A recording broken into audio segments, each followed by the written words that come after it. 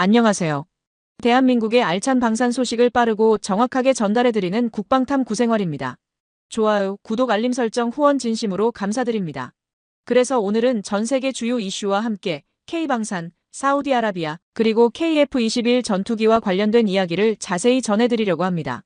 최근 사우디아라비아가 한국산 KF-21 전투기의 공동 개발을 공식적으로 제안했다는 소식이 전해지면서 국내외에서 큰 주목을 받고 있습니다.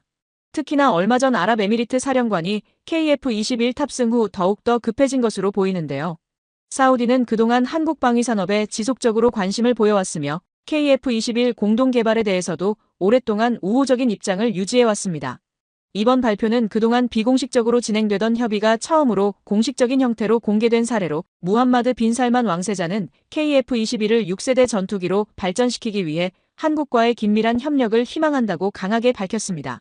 현재 KF-21 프로젝트는 별다른 문제 없이 실전 배치 단계에 진입하고 있으며 사우디는 공동 개발 제안과 함께 도입 의사도 분명히 전달한 상태입니다. KF-21에 들어가는 여러 부품 중 가장 제작이 까다롭고 핵심적인 요소로는 항공전자 장비가 대표적으로 꼽힙니다. 이 장비는 30개 이상의 시스템이 통합된 하나의 체계로 구성되어 있으며 전투기의 눈과 같은 역할을 담당하는 중요한 구성 요소입니다. 최근 미국과 유럽에서는 상대적으로 주목받지 못했던 적외선 탐지 추적 시스템이 다시 주목받는 흐름이 나타나고 있습니다. 그 배경에는 스텔스 전투기의 전파 침묵 작전과 지향성 통신 기술이 미래 전장의 핵심 기술로 떠오르면서 기존 고성능 레이더를 보완할 새로운 탐지 기술의 필요성이 커지고 있기 때문입니다. 실제로 국방부는 항공전자 장비와 레이더를 함께 장착한 전투기가 작전을 수행할 경우 적 전투기 탐지율이 2배 이상 높아질 수 있다는 내용의 군사보고서를 발표한 바 있습니다. 특히 근거리 전투 상황에서는 A사 레이더보다 적외선 탐지 장비가 더 뛰어난 성능을 보여줄 수 있으며 레이더에 비해 오차 범위가 적다는 점이 강점으로 부각되고 있습니다. 이러한 흐름 속에서 한국의 차세대 전투기인 KF-21에 적용될 주요 항공전자 장비와 스텔스 통합 기술이 국내외 군사 전문 매체를 통해 개발 중인 것으로 확인되고 있습니다. 한국항공우주산업은 자동 표적 추적 기능이 적용된 최신 기술을 적외선 탐지 장비에 도입해 최대 20대의 적 전투기를 동시에 추적하고 대응할 수 있는 가능성을 제시했습니다. 국내에서 최고 수준으로 평가받는 첨단 전자장비 중 하나인 적외선 탐지 추적 시스템은 지난달 KF-21 7호기 조립 현장에서 존재감을 드러냈습니다. 7번째 시제기의 공개 시점이 임박했다는 언급과 함께 예상보다 빠른 연구 진척 상황이 전해졌습니다.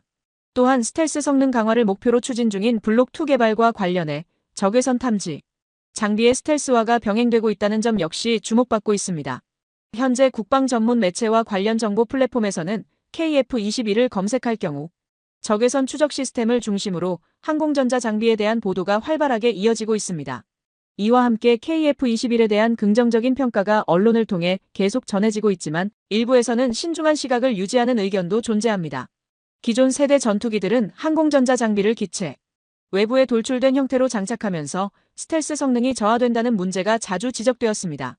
국내 전자장비 역시 KF-21 최종 조립 이전에는 전자 시스템의 크기가 크다는 점이 개선 과제로 거론된 시기가 있었습니다. 이에 한국은 관련 장비의 소형화와 기체 내부 탑재 방식 중심으로 개발을 추진하며 레이더 반사 면적을 줄이기 위한 노력을 꾸준히 이어가고 있습니다. 예를 들어 F-22 랩터와 같은 5세대 전투기는 기수 후방과 동체 중앙이 정교하게 연결되어야 완전한 스텔스 효과를 낼 수 있습니다. 이를 실현하기 위해서는 적외선 탐지 장치를 포함한 무장 시스템과 연료 탱크 등 핵심 구성 요소들이 모두 스텔스 구조를 유지해야 하며 이러한 조건이 충족될 때 KF-21 블록2의 완전한 전력화가 가능해집니다. 현재 국내에서는 KF-21에 대한 기대와 우려가 공존하는 분위기가 형성되어 있습니다. 과연 한국이 세계적 수준의 전투기를 독자 기술로 완성할 수 있을지에 대한 기대와 의문이 동시에 제기되고 있는 상황입니다. 지난해 사우디아라비아 정부 대표단이 직접 한국을 방문해 정부 관계자 및 방위산업 기업들과 대규모 협력 회담을 진행했습니다. 이 회담은 사우디 측에서 먼저 제안해 이루어진 것으로 사우디의 무기 도입 가능성이 매우 높다는 점을 보여주는 사례로 평가되고 있습니다. 이번에 한국을 방문하는 사우디아라비아 대표단에는 사우디를 대표하는 방산 기업인 사미와 국영 계열사인 블레이드 등이 포함되어 있습니다. 이들은 KF-21 전투기를 비롯해 한국의 방위산업 전반에 깊은 관심을 보이고 있으며 양국 간 방산 협력이 어떤 방식으로 전개될지에 대해 전 세계의 이목이 집중되고 있는 상황입니다. 한국과 사우디아라비아 간의 방산 협력은 대한민국 방산 기술의 글로벌 경쟁력을 한층 강화하는 중요한 전환점이 될 것으로 기대되고 있습니다. KF-21은 뛰어난 전투 성능과 빠른 생산 체계, 그리고 지속적인 성능 향상 가능성 등 다양한 강점을 갖추고 있으며 사우디와의 협력을 통해 더욱 발전된 전투기로 진화할 것으로 예상됩니다. 양국 간 방산 협력의 구체적인 추진 방향에 대한 기대감은 점점 더 커지고 있는 상황입니다. 사우디 대표단은 외신과의 인터뷰를 통해 한국 방산 산업의 괄목할 성장을 자국이 배워야 할 모범적인 사례로 평가하고 있다고 밝혔습니다. 사우디는 세계에서 5번째로 많은 국방 예산을 투자하고 있지만 군사력 순위는 22위에 머물러 있습니다. 반면 한국은 세계 9위 규모의 국방 예산으로 글로벌 군사력 순위 5위를 기록 중이며 효율적인 전력 운용 측면에서 모범 사례로 인정받고 있습니다. 사우디가 한국보다 더 많은 방위비를 지출하고 있음에도 군사력이 상대적으로 낮은 이유는 자국 방산 역량이 부족하다는 점에 있습니다. 이는 곧 외국산 무기에 대한 높은 의존도를 의미하는 것이기도 합니다. 사우디 방산 기업 가운데 세 번째 규모를 자랑하는 아부알레드의 최고 경영자는 2030년까지 사우디를 글로벌 방산 시장 상위 25위권에 진입시키겠다는 목표를 선언했습니다. 사우디는 자국 내 생산이 가능한 해외 무기체계 확보에 집중하고 있으며 현재 약 3% 수준인 무기 자급률을 2030년까지 50%로 끌어올리는 것을 핵심 목표로 설정하고 있습니다. 이를 달성하기 위해서는 해외 방산 기업들과의 기술 협력 및 공동 생산 체계 구축이 가장 중요한 전략적 과제로 부각되고 있습니다. 방산 산업의 특성상 자금력이 아무리 뛰어난 국가라 하더라도 해외 방산 기업을 직접 인수하는 것은 현실적으로 매우 어려운 일로 평가받고 있습니다. 또한 대부분의 방위산업 기술은 해당 국가의 전략적 기밀로 분류되기 때문에 외국 기업과의 긴밀한 전략적 협력이 사우디가 기술 확보를 실현하기 위한 필수 조건으로 작용하고 있습니다. 이런 배경 속에서 한국 방산 기업들은 협력 분야에서 두각을 나타내고 있으며 지정학적 이점과 정치적 안정성 덕분에 미국이나 러시아보다 협력 논의가 상대적으로 원활하게 진행될 수 있는 여건을 갖추고 있다는 평가를 받고 있습니다. 사우디아라비아와 한국은 오랜 기간 동안 친밀한 우호 관계를 유지해왔으며 한국의 경제 성장을 지원해온 핵심 파트너로서 전략적 협력을 지속해왔습니다. 최근에도 사우디는 한국에 대한 경제 투자를 꾸준히 확대하고 있으며 이제는 방위산업 분야까지 협력 영역을 넓혀가고 있는 상황입니다. 사우디는 4.5세대 전투기인 KF-21의 도입뿐만 아니라 향후 6세대 차세대 전투기 공동 개발을 한국과 함께 추진하며 자국 방산 기술 수준을 높이기 위한 전략을 본격화하고 있습니다. 현재 일부 국가의 조종사들과 협상 담당자들이 비공식적으로 한국을 방문하고 있으며 한국항공우주산업 인근에서는 수출형으로 제작된 KF-21CJ 5호기의 시험 비행이 진행 중인 모습이 포착되고 있습니다. 이번 시험 비행 현장에는 해외 조종사들이 직접 참관한 것으로 알려졌으며 사우디 측 인사도 현장에 참석한 것으로 확인되고 있습니다. 이제는 사우디와 한국 간 방산 협력이 실제로 어느 수준까지 진전되고 있는지 보다 구체적으로 살펴볼 필요가 있다는 목소리가 나오고 있습니다. 최근 미국 군사 전문 매체인 더 워존에 꾸준히 기고해온 무기경제 전문 분석가 앤드류 스미스의 발언이 주목을 받고 있습니다. 그는 미국 내에서도 신뢰받는 칼럼니스트로 평가받으며 최근 KF-21이 한국 경제에 미치는 파급력을 다룬 칼럼을 발표해 큰 관심을 끌었습니다. 이 칼럼에서는 한국의 무기체계 개발 성과와 함께 한미 간 경제, 협력 구조 속에서 방산 산업이 갖는 영향력에 대한 심층적인 분석이 포함되어 있었습니다. 스미스의 분석에 따르면 KF-21 전투기의 수출 유발 효과는 약 25조 원에 이를 것으로 예상되며 부품 생산과 제조 인프라 운영을 통해 발생하는 경제적 파급 효과는 최소 6조 원 규모에 달할 것으로 전망되고 있습니다. 또한 첨단 전투기 기술 확보를 통해 파생될 수 있는 기술적 가치, 확산 효과는 약 50조 원 규모에 이를 가능성이 있다는 분석도 덧붙였습니다. 이러한 경제적 효과는 KF-21 양산이 본격화될 것으로 예상되는 2026년부터 실제 수치로 반영될 것으로 보입니다. 앤드류 스미스는 해당 칼럼에서 한국이 이미 KF-21 전투기 개발을 통해 상당한 수준의 경제적 성과를 체감하고 있을 가능성이 높다고 평가했습니다. 한국항공우주산업은 사업 착수 이듬해부터 현재까지 1차 협력업체들과의 연계를 통해 약 1만 5천 개의 일자리를 창출한 것으로 평가되고 있습니다. KF-21 전투기가 가져올 경제적 파급 효과와 관련해 방위사업청 전투기사업단장은 이 사업이 완료될 경우 약 12만 명에 이르는 고용 창출이 기대된다고 밝혔습니다. 또한 해외 수출이 본격적으로 시작될 경우 수출 전용 생산 라인이 가동되면서 대규모 인력 수요가 발생할 것으로 전망했습니다. 방위사업청은 KF-21 개발이 최종 단계까지 마무리될 경우 최소 400대에서 최대 500대 이상이 해외 시장에 수출될 가능성이 있다고 긍정적으로 평가했습니다. 개발 초기 예상과는 달리 현재 사업 진행 상황은 더욱 밝은 방향으로 전개되고 있으며 특히 유럽 시장에서 예상을 뛰어넘는 관심이 이어지면서 여러 국가들이 KF21 도입을 검토 중인 것으로 알려졌습니다. 유럽 국가들 가운데 폴란드는 KF21에 꾸준한 관심을 보이고 있으며 최근에는 독일 또한 한국 전투기에 대해 관심을 점차 확대해 나가는 분위기입니다.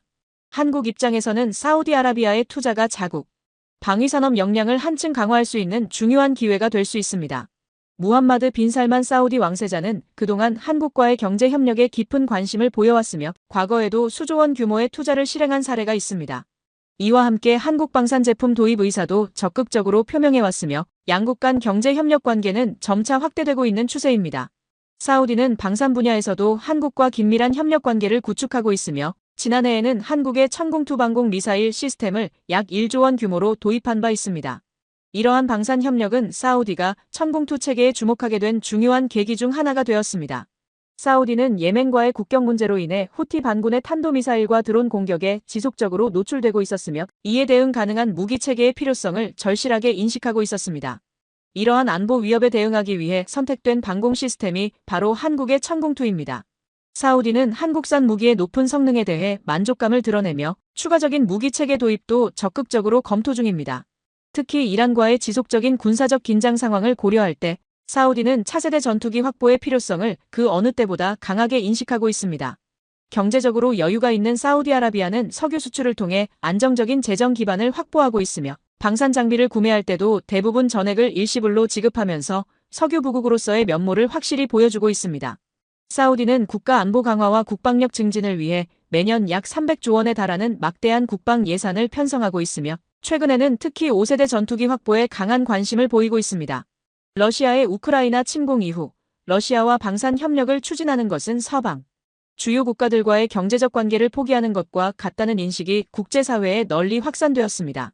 서방의 대러시아 제재로 인해 러시아는 자국 전투기의 필수적인 반도체와 첨단 부품을 조달하는 데 심각한 어려움에 직면하게 되었고 이에 따라 사우디의 무함마드 빈 살만 왕세자는 미국과 러시아가 아닌 제3국으로부터 무기를 도입하는 방안을 본격적으로 검토하기 시작했습니다. 이런 배경 속에서 사우디 국방부의 주목을 받게 된 것이 바로 한국의 차세대 전투기인 KF-21 보라매였습니다. KF-21은 지속적인 성능 향상을 통해 여러 차례의 시험 비행에서 성공적인 결과를 거두었고 이러한 성과는 한국 방산 기술에 대한 국제적 신뢰를 크게 높이는 데 기여했습니다. 이러한 흐름 속에서 빈살만 왕세자는 한국과의 방산 협력이 최적의 선택이라는 결론을 내리게 되었습니다. 사우디는 KF-21을 발전 가능성이 높고 가격 대비 성능이 우수한 전투기로 평가하고 있으며 실제 운용에서 뛰어난 성능이 입증된다면 초기에 고려했던 F-35보다도 더 높은 효율성을 보일 수 있을 것으로 기대하고 있습니다. 빈살만 왕세자는 한국과 오랜 협력을 통해 신뢰를 쌓아왔으며 KF-21 공동개발국으로 참여하겠다는 뜻을 공식적으로 밝힌 바 있습니다. 현재 한국은 KF-21의 글로벌 수출 확대를 위해 총력을 기울이고 있으며 사우디의 높은 관심은 이러한 수출 전략에 매우 긍정적인 요소로 작용하고 있습니다. 대한민국은 세계적으로 인정받는 항공기술력을 보유하고 있지만 국가 예산의 한계로 인해 개발 과정에서 여러 어려움에 직면해 있는 상황입니다. 그러나 사우디의 투자가 현실화된다면 한국산 전투기는 더욱 빠르고 안정적으로 6세대 전투기로 발전할 수 있을 것으로 기대되고 있습니다. 또한 한국이 전투기 수출을 확대하고 자주 국방을 실현하기 위해 반드시 해결해야 할 중요한 과제 중 하나가 부품의 국산화라는 점입니다. 부품의 완전한 자립이 이루어진다면 한국 전투기의 국제 경쟁력은 더욱 강화될 것이며 동시에 자주 국방 역량 또한 비약적으로 높아질 수 있습니다. 부품 국산화가 실현될 경우 한국은 전투기 수출과 군사, 주권 확보라는 두 가지 측면에서 동시에 의미 있는 도약을 이뤄낼 수 있을 것입니다. 사우디아라비아는 KF-21 보라매 전투기의 뛰어난 성능과 가격 대비 높은 효율성에 많은 관심을 보이고 있습니다. 현재 사우디는 미국과 유럽 국가들과의 무기 거래에서 여러 가지 제약을 받고 있는 상황입니다. 미국 상원은 사우디의 F-35 전투기를 포함한 주요 무기의 판매를 제한하는 결의안을 통과시켰으며 예멘 내전에서 미국산 무기가 사용될 우려로 인해 F-35 수출을 엄격하게 통제하고 있습니다. 현재 F-35는 5세대 스텔스 전투기로 평가받고 있지만 중동 지역에서는 정치적인 수단으로 활용된다는 인식이 자리 잡고 있습니다. 사우디는 유로파이터 타이푼 전투기 48대 추가 도입을 추진했으나 독일의 수출 규제 정책으로 인해 해당 계획이 무산된 상태입니다. 유로파이터 타이푼은 영국, 독일, 이탈리아, 스페인이 공동 개발한 다국적 전투기로 독일이 최근 사우디에 대한 일부 수출 제한을 완화하긴 했지만 전투기 수출은 여전히 허용되지 않고 있습니다. 영국과 이탈리아는 사우디에 대해 상대적으로 우호적인 태도를 보이고 있지만 독일은 자국의 무기 수출 정책을 우선시하고 있어 이로 인해 영국 내에서도 불만이 제기됐다는 보도가 나왔습니다.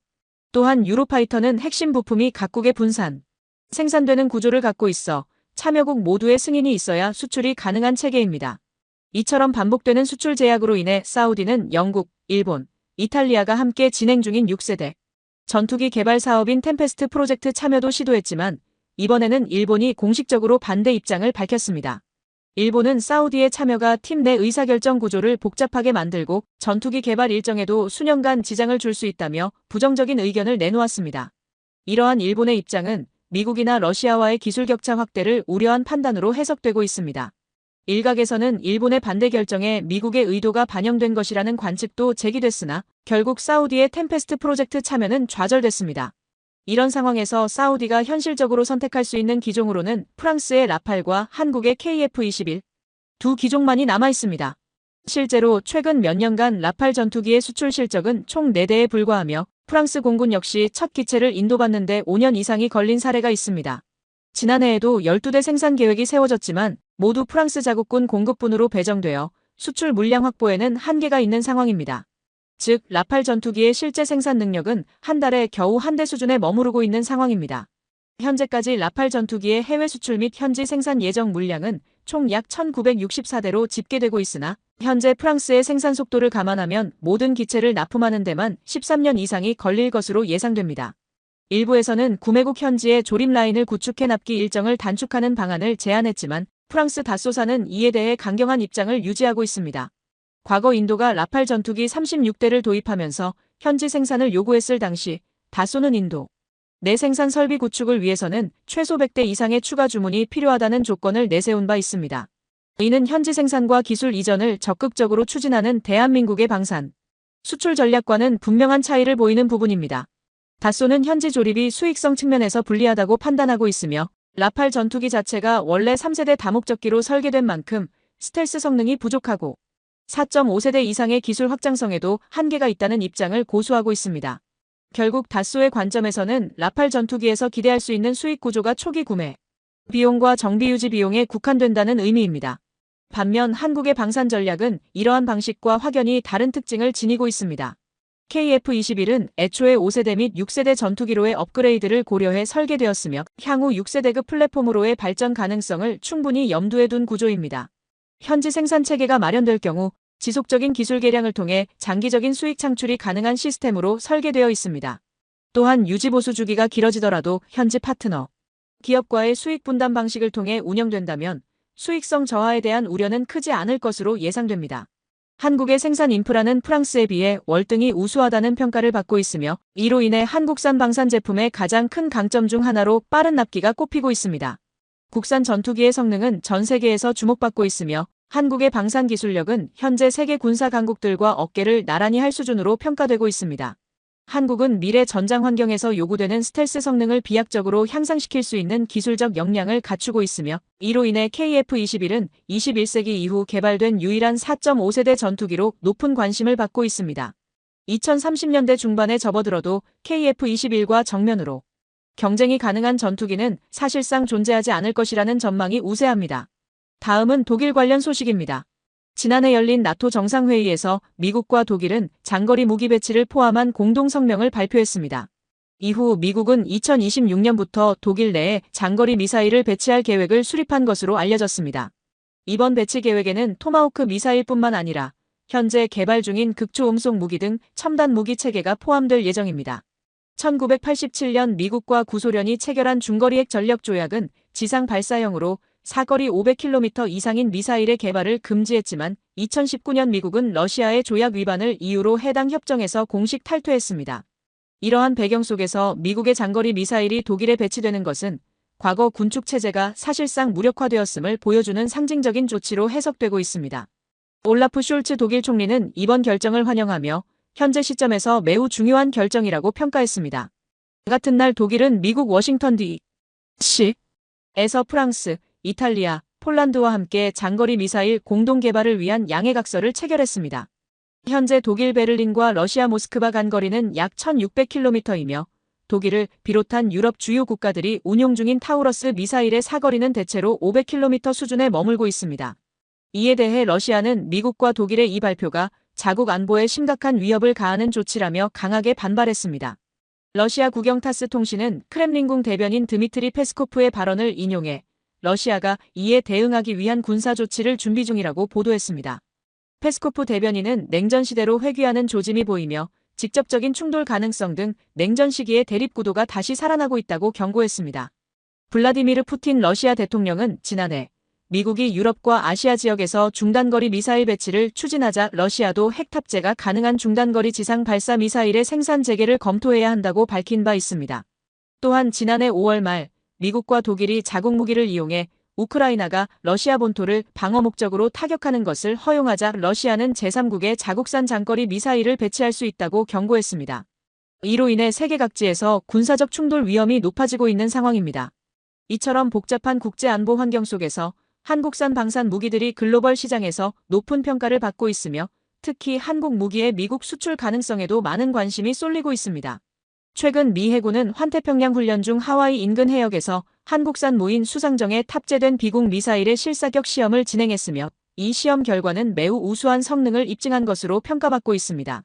비공은 국방과학연구소와 공동 개발한 70mm 지대공 유도로켓으로 최근 미 국방부가 주관하는 해외 비교 성능 시험 FCT에서 성공 판정을 받으며 수출 가능성을 크게 높였습니다. 비공은 드론과 저속 항공기 위협에 대응하기 위한 근거리 요격 체계로 미군의 성능 시험을 통과한 최초의 국산 유도로켓 무기 시스템으로 평가되고 있습니다. 이로 인해 미군은 물론 나토 회원국 등 주요 우방국군에서도 높은 관심을 받고 있는 상황입니다. 국내 증권가 역시 LIG넥스원의 향후 실적 개선 가능성에 주목하고 있습니다. 스터닝 밸류 리서치의 전영대 이호진 연구원은 2014년부터 2023년까지 유럽연합의 국방비 지출이 62% 증가했고 동유럽 국가들은 무려 118%나 급증했다며 지정학적 위험이 고조되는 상황에서 이러한 군비 경쟁이 LIG넥스원의 해외 수주 확대를 견인하는 핵심 요인이라고 분석했습니다. 중동 지역 또한 이와 비슷한 흐름을 보이고 있습니다. 이스라엘과 주변 국가 간 긴장이 지속되고 이란의 드론 및 미사일 개발이 활발해지면서 군사적 수요가 증가하고 있으며 이 역시 LIG넥스원의 수주 증가로 이어지고 있습니다. 업계에 따르면 현재 LIG넥스원이 확보한 수주 잔고는 약 7년치 생산 물량에 해당하는 규모로 장기적인 성장 기반을 이미 마련해둔 상태입니다. 특히 LSAM 미사일 사업은 2027년부터 국내 방공포 부대에 실전 배치될 예정이며 총 사업비는 약 1조 7천억 원에 이를 것으로 전망되고 있습니다. 지난해 역시 신규 수주 확대 흐름이 이어졌던 것으로 분석되고 있습니다. 2024년 LIG넥스원의 신규 수주 규모는 약 4조 4천억 원, 매출은 3조 8천억 원, 영업이익은 약 2,990억 원에 달할 것으로 예상되며 이는 전년 대비 15%에서 30% 이상 증가한 수치입니다. 한 방산업계 관계자는 LIG넥스원이 확보한 방산 수주 물량과 생산 규모는 역대 최대 수준이라며 앞으로 글로벌 방산 시장에서 K방산을 대표하는 선두 기업으로 성장할 것이라고 평가했습니다. 지금까지 국방탐구 생활과 함께 해주셔서 감사합니다. 좋아요, 구독 알림 설정을 해두시면 빠르고 정확한 국방 소식을 놓치지 않고 받아보실 수 있습니다. 구독자 여러분 오늘도 좋은 하루 보내세요.